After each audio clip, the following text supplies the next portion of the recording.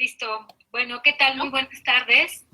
Eh, Bienvenidos a este espacio. Hoy vamos a hablar precisamente de pues, la parte de inclusión de un alumno en la escuela.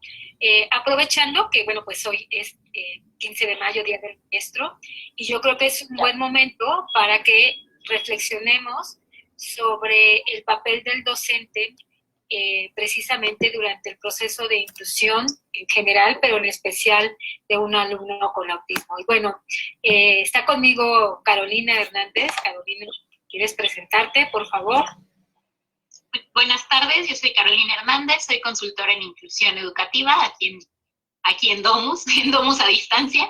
Espero se encuentren muy bien y pues nada, muy agradecida con esta oportunidad y sobre todo de compartir este espacio con Carmen, coordinadora del programa. Sinceramente es un gran gusto, es una de mis más grandes formadoras, entonces, Carmen, gracias. No, al contrario, gracias. Y bueno, pues vamos iniciando, ¿no, Caro?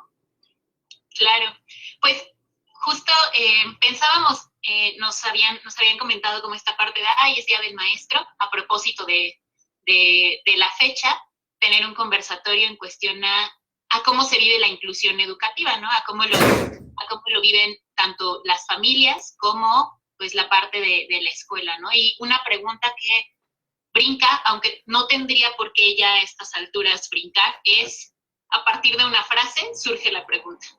Mi hijo tiene autismo, ¿puede ir a la escuela? No, claro, claro, Carmen.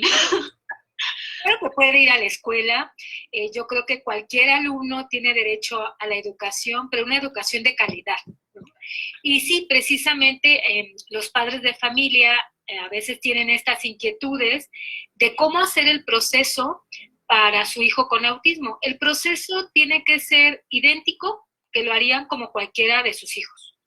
Si están considerando el sistema público, hay un periodo de prescripciones que se abren entre enero y febrero, entonces una familia puede hacer el proceso de prescripción como cualquier alumno regular, y después, pues, en esta parte, pues le asignarían una escuela, ¿no? Y en el sistema privado, bueno, pues es tocar la puerta de la escuela que se deje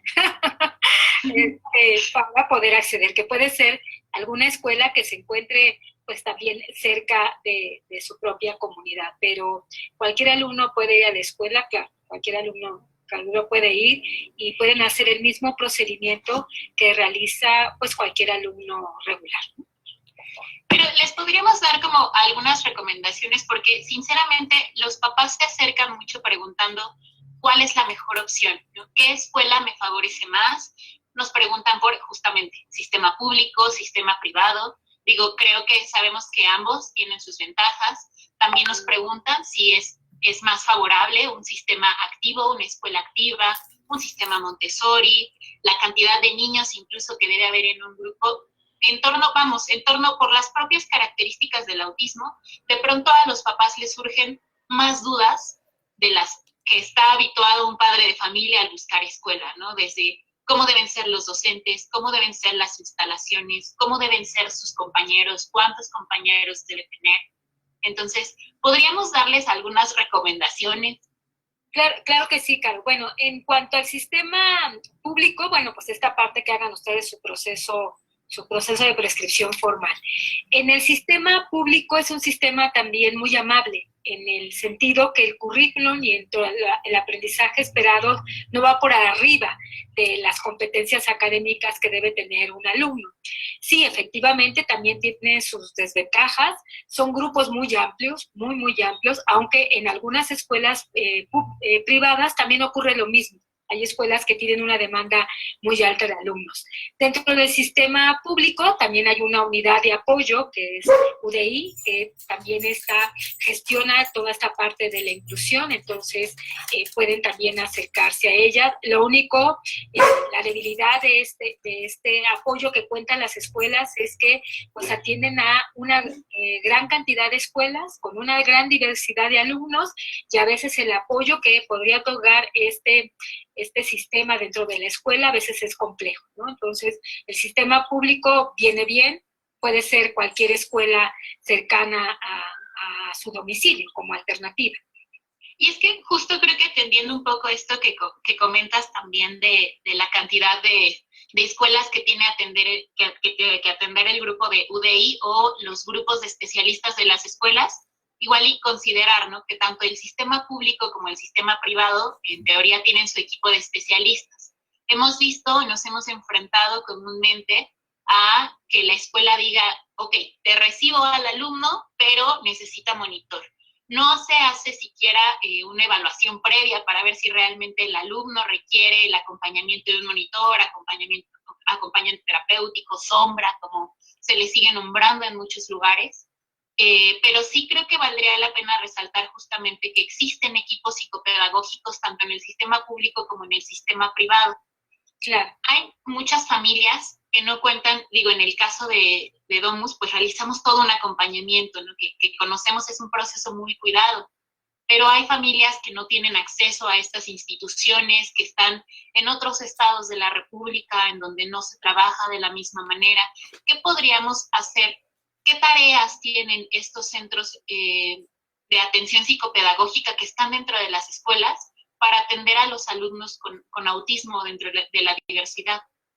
Claro, me voy a retomar voy a continuar con el sistema público y después pasamos al sistema privado, ¿no?, que son completamente diferentes. Sí, precisamente en el sistema público están estas unidades de apoyo, que es el equipo de UDI, que también otorga dentro del propio entorno estrategias a los docentes precisamente para poder incorporar a los alumnos con cualquier tipo de condición, ¿no? Entonces, hay un acompañamiento puntual dentro de estos especialistas, precisamente dentro del maestro. Vuelvo a lo mismo, una desventaja también es que un especialista atiende a diferente tipo de alumnos con diferente tipo de condición. Entonces, cada alumno tiene necesidades específicas y requiere estrategias muy, muy específicas. Y hablando del autismo, sin duda es algo completamente diferente que requiere otras estrategias. Entonces, pueden acercarse a esta unidad de apoyo. Digo, la única desventaja es que precisamente el recurso humano y los profesionales son muy pocos, ya atienden a una diversidad muy amplia también de alumnos y escuelas. A veces tienen 3, 4 escuelas a su cargo y en ocasiones solo hay un profesional que atiende a muchísima población. Esa es la desventaja. ¿Qué ocurre en el sistema privado? En ocasiones las familias se acercan al sistema privado porque académicamente hablando puede tener un mejor nivel, ¿no? Pero ¿qué ocurre con nuestra población? Y no es la generalidad, pero no todos pueden acceder a todos estos contenidos curriculares o a las clases especiales que tienen dentro de las propias escuelas. Por ejemplo, que si tienen francés, que si tienen inglés, que si tienen artes, que si tienen danza, hay algunas de estas actividades que nuestros alumnos a veces difícilmente pueden acceder. Tienen un plus de escuela, pero académicamente hablando sí se eleva los contenidos. Hoy por hoy vemos a niños a nivel preescolar, en segundo y tercero de preescolar, que ya les están pidiendo cuestiones de tipo académico. O sea, ya no es la parte lúdica, ya no es la parte del juego, como puede ocurrir en un preescolar público, sino que ya empiezan con dictado, la escritura, salen sumando, raíz cuadrada. Bueno, ¿para qué te platico?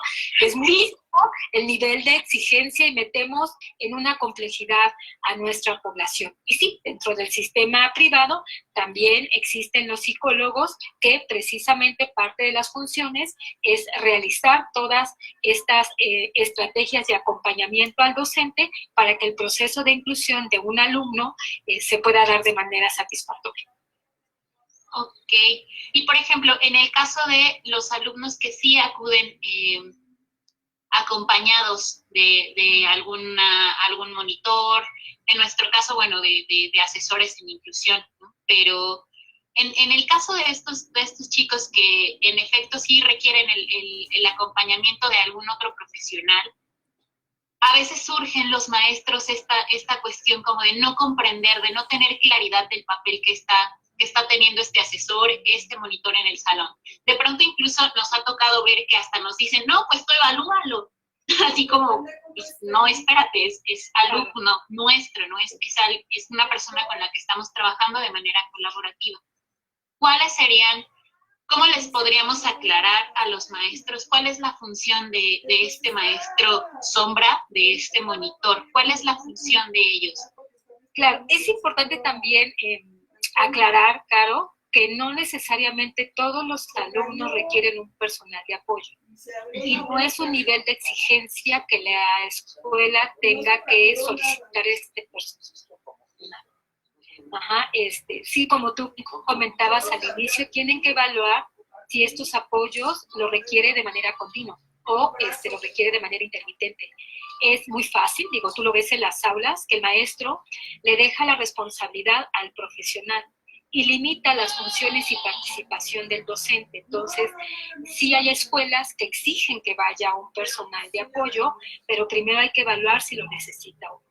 Entonces, sí, porque además en este nivel de exigencia, los padres de familia a veces no encuentran el profesional idóneo y toman cualquier profesional que posiblemente no cumple las competencias para que realmente funja precisamente como un facilitador en el proceso de enseñanza-aprendizaje, que no se convierta en un profesional que el alumno va a depender de él, porque entonces sí se convierte en su sombra, la que traigo ahí, que nunca me la voy a quitar. Entonces sí checar y determinar si en un momento determinado el alumno lo necesita. Y si no es así, la misma escuela tiene que responder a las demandas que el alumno está teniendo dentro del contexto educativo. Entonces, el último paso sería la asignación de un personal. Eso sería lo último, pero siempre solicitan primero que vaya con un personal. Yo creo que eso sería la última parte. Y nos ocurre muchísimo, y tú lo has vivido, Caro, que en el sistema público anteriormente teníamos algunas dificultades para que entrara este personal. Hoy puede accesar, pero me piden, de verdad, y se los comparto porque ha sido nuestra experiencia, me piden N oficios. Oficio 1, oficio 2, oficio 3, mientras me lo aceptan, mientras que si no, que si está titulado, que si no está titulado. Bueno, cuando me dicen que sí, ya terminó el ciclo escolar, ¿no? Entonces, es muy complejo también esta parte de, entiendo lo que implica la seguridad de uno estando con un personal completamente externo, pero creo que el proceso tendría que ser un proceso mucho más ágil. Y a nosotros, siendo una institución, siempre existen unas de para que el personal pueda entrar de manera inmediata. Imagínate a alguien que a lo mejor no cuenta con el respaldo institucional. Y respondiendo a la pregunta, digo, claro, que el sistema educativo le viene bien. A veces te dicen, le viene bien un sistema constructivista, un sistema activo, un sistema tradicional, un sistema Montessori. Hoy por hoy encontramos muchísimas alternativas de enseñanza, pero aquí lo importante es evaluar qué es lo que mejor le viene bien al alumno. Hay algunos que posiblemente les viene bien un sistema mucho más amable, que puede ser a lo mejor un sistema Montessori, que trabaje más con material concreto, o hay alumnos que requieren un sistema más tradicional, pero esto va a depender mucho de las propias necesidades. ¿Qué conviene bien? Pues también evaluar la escuela, checar la escuela, ver lo que ofrece, qué hay, determinar también la cantidad de alumnos, qué sería lo ideal, es que fueran una menor cantidad de alumnos, pero a veces la plantilla pues se puede exceder, inclusive aún así en el sistema público o en el sistema privado. Entonces, sí, yo creo que lo importante es que el padre de familia se acerque y conozca también el propio sistema, también conociendo a su hijo, si no cuentan con una institución que los apoye y respalde, pues ver de qué manera, también de acuerdo a las habilidades de su hijo, qué mejor sistema le conviene. ¿Y qué sería lo ideal? La escuela que esté en su comunidad, precisamente por todos los temas de traslados, ¿no? Ok. Y en este sentido, Carmen, pienso un poco como de nuevo, como las familias que de pronto no tienen el recurso, y en el mismo caso de que el niño no requiera el apoyo de un personal. Sabemos que al ingresar a un entorno, y sobre todo entornos nuevos, a veces nos enfrentamos a ciertas barreras. Y estas barreras, pues las más difíciles, lo sabemos, las más difíciles de eliminar son las barreras actitudinales. Cuando no se cuenta con este acompañamiento, ¿cómo pueden acercarse los papás? ¿Cómo le llegamos a un maestro que está apenas familiarizándose con el tema? Porque pasa mucho que nos avisan, ¡ay, tienes un alumno con autismo en la lista! Y se nos echan para atrás y es como, nunca he trabajado con un alumno con autismo. Hasta que sobre la marcha se van dando cuenta de que simplemente, como otros compañeros, tiene sus propios retos, sus propias habilidades. Pero tememos, ¿no? A veces tememos tanto las familias, a veces los mismos profesionistas. ¿Cómo me acerco a los docentes? ¿Qué es lo primero que hay que saber? Los mismos maestros tienen esta pregunta de qué es lo que tengo que saber. Sí, yo creo que aquí algo importante, voy a ubicarme en el padre de familia, sí puede llegar con este nivel de exigencia porque el alumno o su hijo en este caso tiene derecho a la educación. Y yo puedo llegar con el artículo 41, el artículo 3, las normas de inscripción y acreditación debajo del brazo para exigir. Pero yo creo que es importante que el padre de familia tenga un acercamiento con el profesor. El papá conoce de manera muy amplia a su hijo, cuáles son sus gustos, sus intereses, y que se acerque primero con el maestro para presentar a su hijo. Que le informe qué le gusta, qué no le gusta, y que el maestro lo vea como un aliado, no como alguien que me va a perseguir todos los días para ver cómo va mi hijo y los avances que va teniendo. Y del otro lado, dentro del propio sistema de escuela, sí es importante que el maestro tenga una formación y una capacitación de lo que es el trastorno, porque alrededor del término hay muchos mitos y eso genera que el maestro le dé miedo. Y es algo que te externa el maestro. Me da temor ante lo desconocido, porque alrededor del término hay muchos mitos. Entonces creo que la primera parte es que el maestro tenga una información más clara de lo que es el autismo y qué estrategias le favorecen y le vienen bien. Que a veces estas estrategias el maestro piensa que son únicas para una persona con autismo, cuando esas estrategias favorecen inclusive al resto de los alumnos que tienen el aula, para que no tenga que diseñar algo tan personalizado y tan específico para un alumno con autismo. Claro. Entonces, esta parte de los ajustes a veces se nos torna un poco compleja, ¿no? Como en esta parte de a quién le va tocando, retomando un poquito lo que decíamos de los profesionistas, del papel del docente, del grupo de profesionistas, perdón, que está en las escuelas. Entonces, ok, ya tenemos la información del alumno, ya sabemos quién es, cuáles son sus intereses, pero resulta que de pronto sí nos enfrentamos a ciertos retos, de pronto sí, pues yo estoy viendo la raíz cuadrada y me doy cuenta de que mi alumno está aprendiendo a contar. Entonces, he escuchado, ¿no? Tanto hemos vivido en otros estados, he escuchado como esta parte en donde te dicen, ¿sabes qué? Que académicamente no está alcanzando los contenidos, entonces pues mejor lo regresamos de la escuela. ¿Es eso válido? ¿Se puede? Hablando un poquito en cuestión de derechos, ¿no? Estamos hablando del derecho a la educación, pero sobre todo, ¿qué otros beneficios, además del desarrollo de habilidades académicas, encontramos en la inclusión educativa, ¿no? Un poco hablando justo del coco del autismo, ¿no? El tema de comunicación e interacción social. ¿Qué podemos rescatar, ¿no? Para que no nos alarmemos cuando veamos que el alumno está aprendiendo del 1 al 5 y los demás la raíz cuadrada, no sintamos que eso no es inclusión. Claro, yo creo que aquí lo importante es que el maestro también tenga muy claro cuáles son los aprendizajes significativos de ese alumno en particular. Si yo lo voy a poner en el estándar de los demás, no va a ser viable. Entonces yo tengo que tener muy claro qué espero para ese alumno y en función de eso hacer los ajustes pertinentes para que ese alumno, de acuerdo a sus habilidades, pueda acceder a estos contenidos que les resulten práctico y funcional. Y efectivamente, la parte académica no es lo único de que se beneficia a un alumno con autismo. La parte de la interacción social que lo enriquece en el contexto educativo. Y yo te puedo decir, o me voy a atrever a decirlo, que yo no puedo encontrar otro contexto que no sea la escuela que le otorgue a un alumno con autismo todos estos beneficios de la interacción social. El que se referencie, en que él a lo mejor está en acto cívico y hace el saludo a la bandera. Posiblemente no comprenda todo este contexto social, pero se ajusta porque lo está viendo en el resto de su población. Estas cuestiones de sus compañeros que fungen como una red de apoyo y que establecen también este trabajo colaborativo con ellos mismos. Y yo creo algo relevante es que, si lo vemos ahora de manera inversa, los beneficios que la escuela y en especial los alumnos de verdad van a tener al poder compartir el aula con un compañero con autismo. Yo creo que eso nos viene muy bien, nos favorece muchísimo y genera muchos valores de respeto hacia la diversidad. Y por ejemplo, ahí pienso como en modificar también un poco este rol docente, ¿no? En que no nos centremos solamente en el facilitador del aprendizaje académico.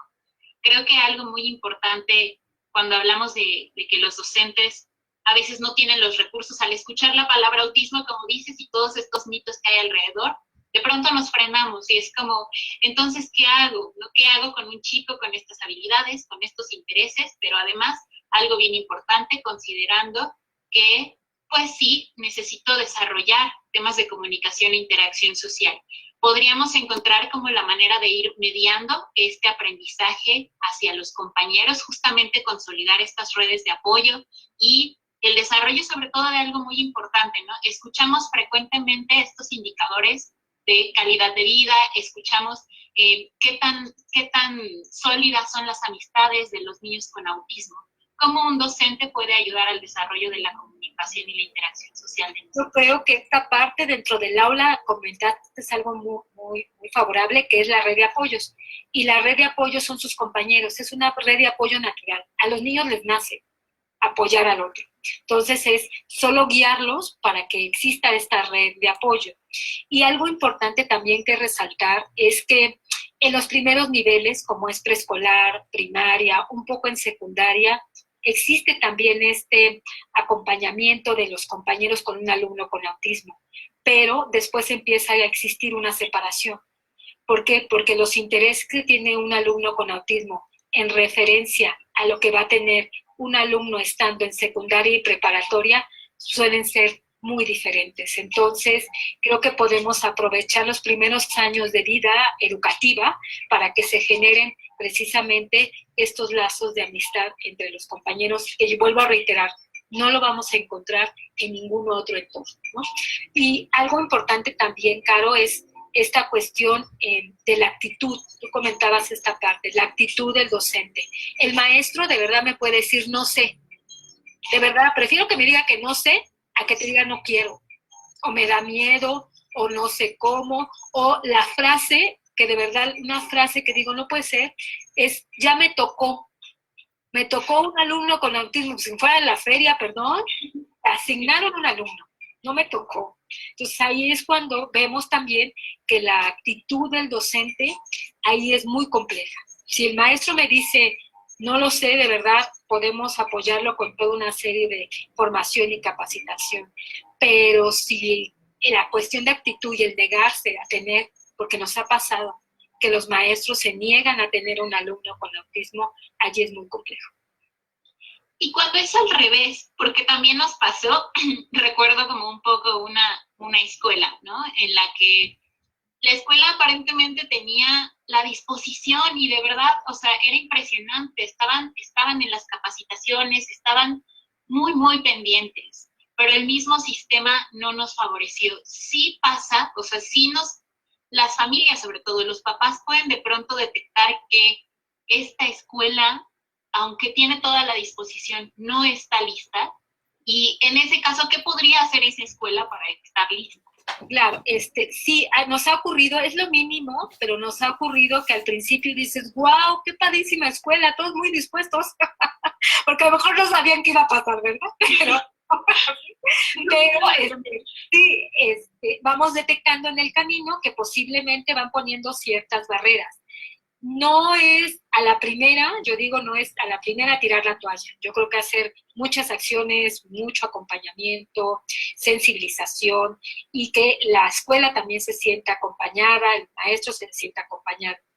Aún así, vemos que el entorno educativo en este momento no está preparado para recibir un alumno con estas categorías y que a lo mejor esto va a generar que de repente exista un nivel de actitud poco favorable. Yo creo que lo ideal es buscar otra opción. Ajá. Y nos ha pasado, y yo les puedo contar, estos 25 años del programa de inclusión de Domus, a 3 escuelas les hemos dicho no por el momento. Yo digo, no hay escuelas malas, simplemente hay escuelas que a lo mejor aún no están preparadas para recibir un programa o un alumno con estas características, posiblemente más adelante. Pero sí, yo creo que si no nos rendimos a la primera, vamos viendo posibilidades, pero si no es, yo creo que podríamos buscar alguna otra opción y alguna otra alternativa y mantenernos en que posiblemente esa escuela más adelante pudiera tener un alumno con autismo. Y sobre todo no alarmarnos, ¿no? Creo que algo bien importante es dejarnos acompañar. Creo que hemos visto en distintas escuelas que algo sumamente importante en la atención a nuestros chicos es dejarnos guiar ambas partes, ¿no? Porque al final, y lo hemos dicho, ¿no? Los especialistas en educación, en estrategias de enseñanza, aprendizaje, son los docentes. En nuestro caso, somos especialistas en autismo, y los padres de familia, sin duda, son especialistas en sus hijos, ¿no? Y ellos son quienes mejor los conocen, ¿no? Nosotros convivimos con ellos ciertos intervalos de tiempo en el día, pero sin duda los especialistas en sus hijos son sus papás. Y que sea muy evidente que es una triada como engranaje, ¿no? Si alguno no va acorde, si no va funcionando, pues sí en algunos otros se verá el impacto. Pero sobre todo, como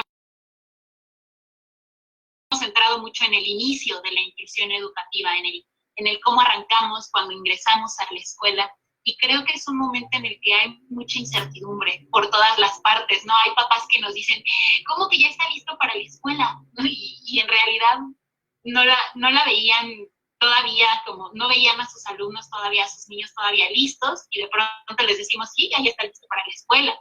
Las escuelas, por su parte, de pronto lo toman como como que a nosotros y que los papás nos ven como una opción, ¿qué les estamos ofreciendo? Y se sorprenden mucho de las mismas competencias que tienen como entorno educativo, como centro educativo, cuando se dan cuenta de que a veces son modificaciones mínimas para que un alumno pueda participar plenamente en ese espacio. Claro, y yo creo que una estrategia que le viene bien al docente es diversificar la enseñanza. Dentro del contexto de aula podemos encontrar alumnos con diferentes estilos de aprendizaje y es lo que yo tengo que aprovechar como docente. Diversificar la enseñanza para no poner algo muy especializado para este alumno, sino que esto mismo va a enriquecer al resto de la población que yo tengo, considerando que dentro de las aulas existen muchísimos alumnos con muchas necesidades. Sí, que de pronto nos dicen, ay, pero entonces, ¿cómo le digo que va bien? ¿Me puedo acercar? Hasta nos preguntan, ¿me puedo acercar? Claro, es tu alumno. Y en realidad, pues nosotros somos como el puente, el camino inicial. Pero creo que nuestra mira a futuro es, aunque se oiga medio abrupto, es que nosotros seamos cada vez más imprescindibles. Y que justo es algo muy enriquecedor cuando los maestros van tomando esta batuta. Exactamente. No me aviento a hacer el ajuste. A ver, ¿qué hiciste tú? Ahora me toca, ¿no? Exactamente. Esa es la limitante, Caro, la limitante de tener un personal de apoyo. Limita muchísimo las funciones y el rol del docente. Y el docente se mantiene mucho al margen. Y entonces deposita todo el nivel de responsabilidad al personal que está acompañando al alumno.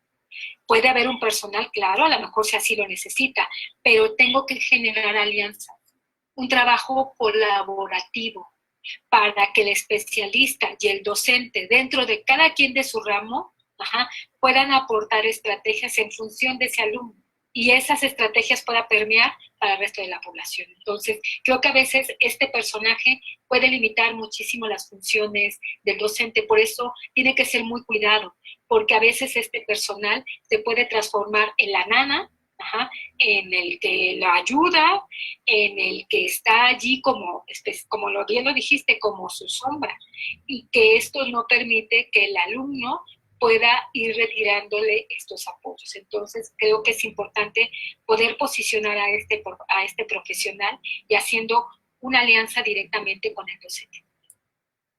Empoderarlos mucho, creo que es mucho nuestra labor, no empoderarlos como sí transmitirles las estrategias que también nuestros 40 años de experiencia en Domus nos van brindando, pero hacerles ver que tampoco es ese reto y ese enigma que muchos de pronto tienen de inicio, sino es simplemente respetar respetar distintos estilos de aprendizaje. Algo creo que muy importante es que todo aprendizaje es colaborativo.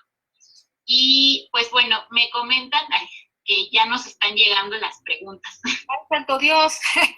Sí. Contestar todas. Sí. Bueno, la primera pregunta es si podemos mencionar algunos ejemplos de estrategias. Igual si por ahí nos apoyan aclarando si se refieren a ajustes o si se refieren a estrategias para la inclusión. Sí, igual mientras nos lo aclaran, me paso a la segunda pregunta. Sería, ¿qué ajustes se necesitan para tener un ambiente sano en la escuela? Pues ajustes, pues no, o sea, realmente esta parte del entorno, dentro del aula yo tengo que evaluar en dónde puedo ubicarlo mejor. En cuanto al espacio, por ejemplo, si es necesario que esté hasta atrás, esté adelante, ¿no? A veces lo digo en broma, pero a lo mejor adelante para que no se le olvide la maestra que está aquí el alumno, ¿no? Porque lo tiene hasta atrás, a lo mejor se olvida de él, y ver la posibilidad de que a lo mejor pueda estar con alrededor de compañeros que puedan darle estos apoyos, o que puedan ser súper de grillo para que por ahí pueda funcionar, pero en cuanto a la parte de estructura, no. Yo creo que un espacio que mejor le venga bien, para que también por ahí tenga la accesibilidad a sus materiales, ¿no? Muchos de nuestros chicos a veces utilizan material concreto, entonces que tenga la accesibilidad para poder acceder a ellos, pero yo creo que el espacio va a depender mucho también de las propias características del propio entorno, ¿no? Y a lo mejor entendiendo un poquito de este tema de como un ambiente sano, quizás sea, pues más bien fomentar mucho esta parte de lo que están ganando sus compañeros, los compañeros de un alumno que se encuentra como dentro de la diversidad que hay en el salón, ¿no? Es justamente esta aceptación, este reconocimiento a la diferencia, a los distintos retos, a las distintas formas de aprendernos y de comunicarnos. Creo que eso es más que un ambiente sano, lo más enriquecedor que podemos enriquecedor. A veces solicitamos a las escuelas, cuando empezamos, si de repente puedan tener algún espacio físico, algún salón o un área que pudiera estar disponible cuando alguno de nuestros alumnos con autismo no se encuentre bien, no se encuentre receptivo, pueda tener un espacio donde pueda estar más tranquilo y después incorporarlo, pero si no existe, digo, tampoco pasa nada. A veces ocupamos los propios espacios que hay dentro de la escuela. En ocasiones pedimos este espacio que pueda venirle bien y que en ocasiones a lo mejor el alumno lo necesita, ¿no? Ok. Otra pregunta es, ¿recomiendan que si mi hijo está contento en su escuela, es un sistema Montessori, tratan de incluirlo y vemos que sus compañeros lo tratan bien, lo cambie? No, pues yo lo dejaba ahí. Bueno, me gusta mucho, ¿no?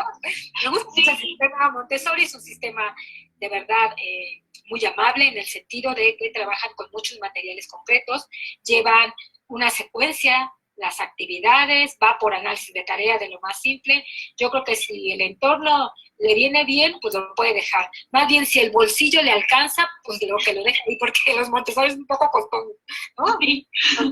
Pero sí, pues ahí puede dejarlo.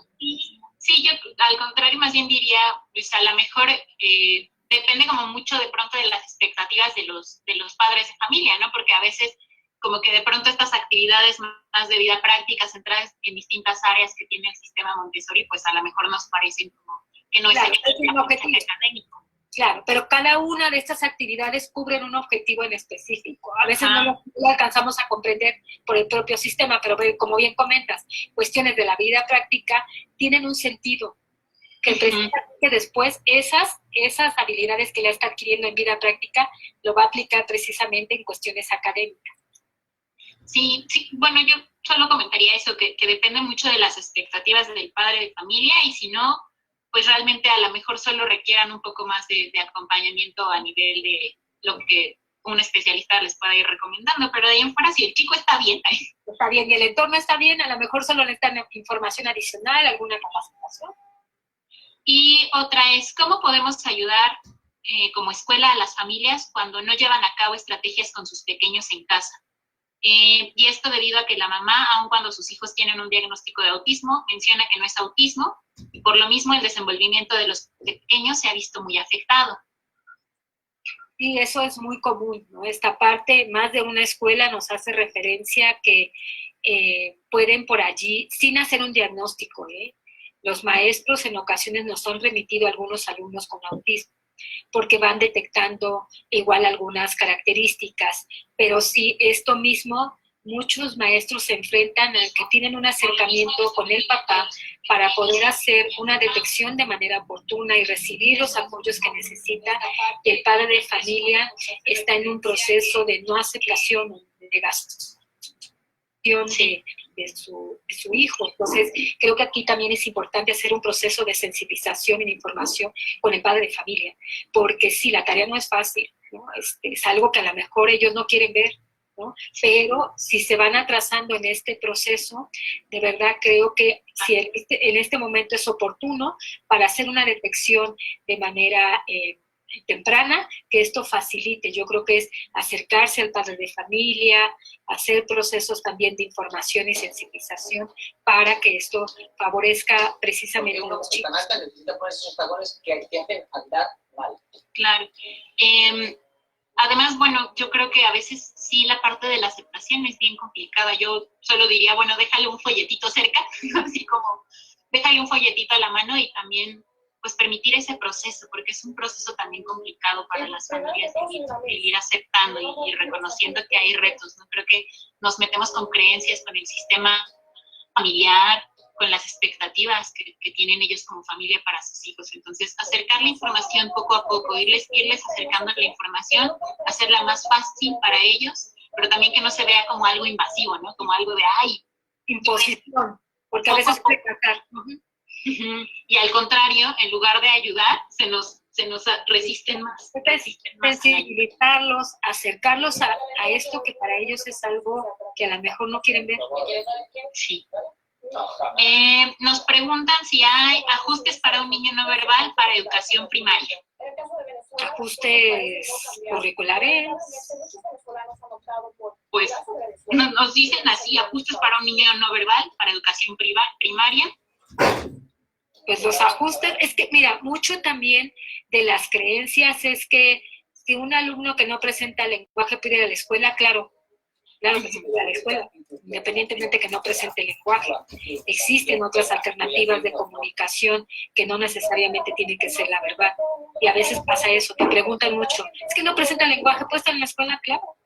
Entonces hay otras alternativas de comunicación.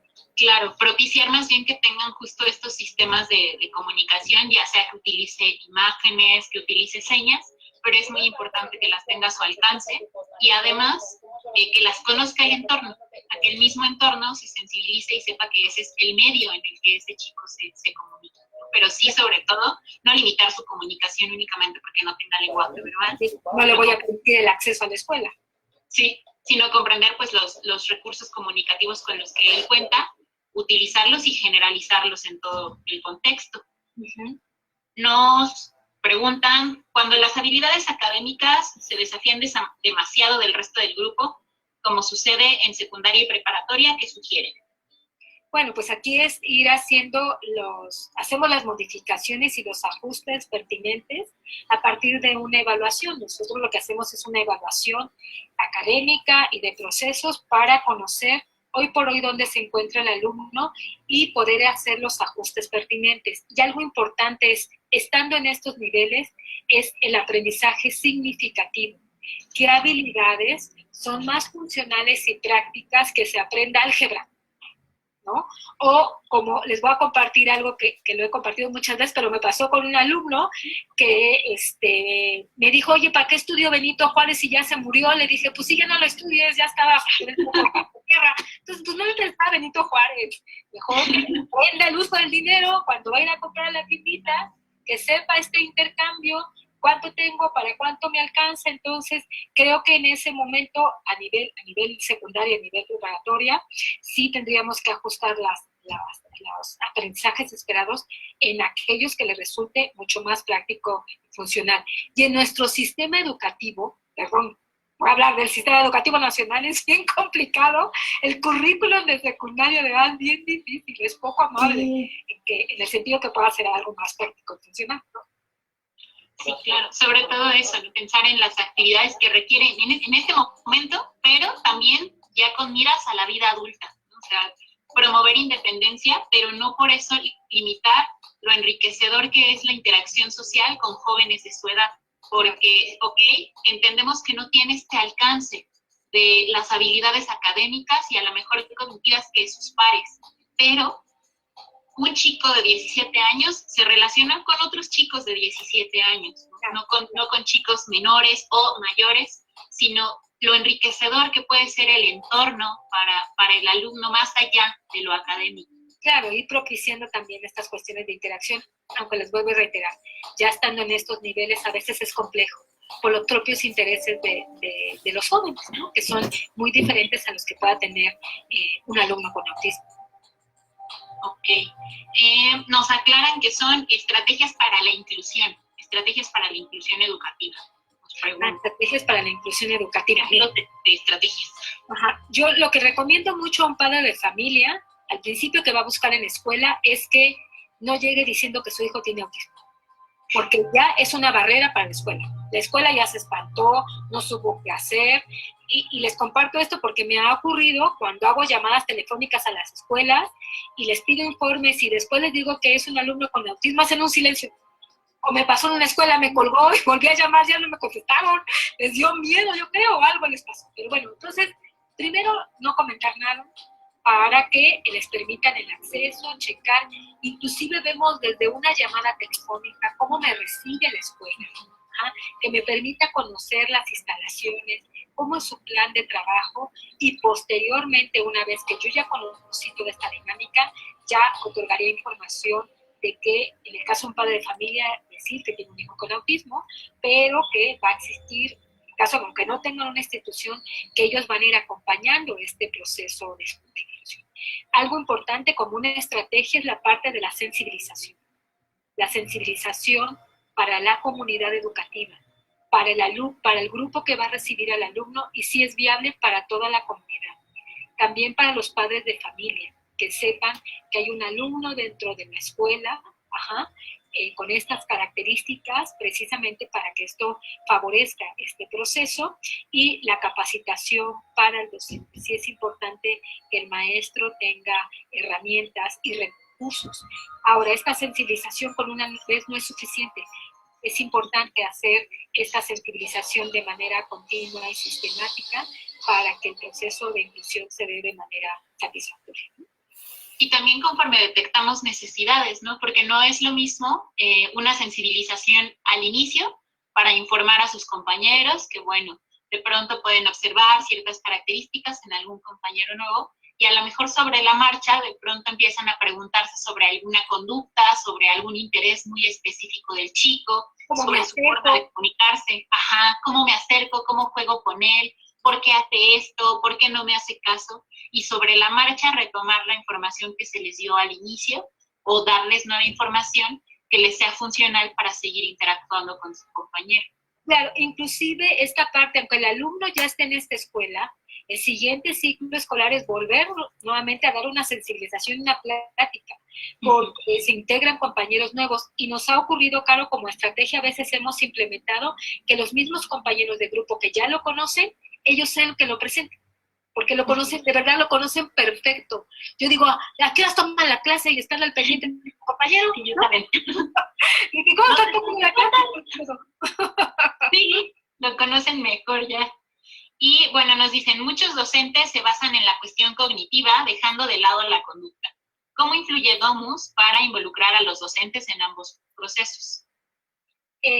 Esta parte de que al principio nosotros otorgamos un perfil académico de las habilidades que presenta el alumno, es una radiografía completa de lo que el alumno posee, de tal forma que el maestro tenga toda esta información de lo que el alumno puede realizar, cuáles son sus intereses, qué le viene bien, y en ocasiones también otorgamos algunas estrategias precisamente a nivel conductual, pero siempre teniendo como referencia que la conducta se presentó por algo.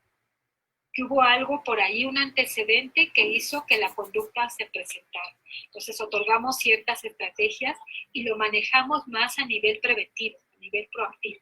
Entonces, si a partir de esta información que le otorgamos previa, inclusive el alumno no ingresa a la escuela hasta que el ambiente no esté preparado para recibirlo.